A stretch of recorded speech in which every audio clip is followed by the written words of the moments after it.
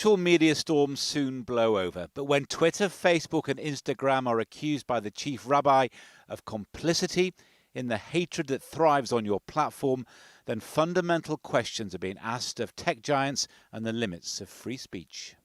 Terrible things happen online. People are radicalised online. Young people are radicalised online. Now, either these social media sites are part of the problem, or they have to look after their own. They have to clean up their house. You see that gal there? Yes, my one. Last week, Wiley, the so-called godfather of grime, went on an anti-Semitic Twitter rampage.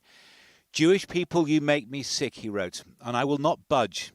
And there was worse, comparing Jews to the Ku Klux Klan. And they were, after a delay, taken down. Don't shoot! But it's added fuel to a US campaign in the wake of Black Lives Matter, where Facebook's accused of letting racist content run wild. And that's prompted some big spending companies to pull their advertising. We're asking European companies and UK companies to join this advertising boycott and to hold Facebook accountable for the terrible impact it's having on civic discourse, on kids and families in the UK and around the globe. Mark Zuckerberg is said to believe his profits will be barely touched. And while Facebook insists it effectively moderates its own pages, it champions free speech. People having the power to express themselves at scale is a new kind of force in the world. People no longer have to rely on traditional gatekeepers in politics or media to make their voices heard. And social media is proving hard to rein in.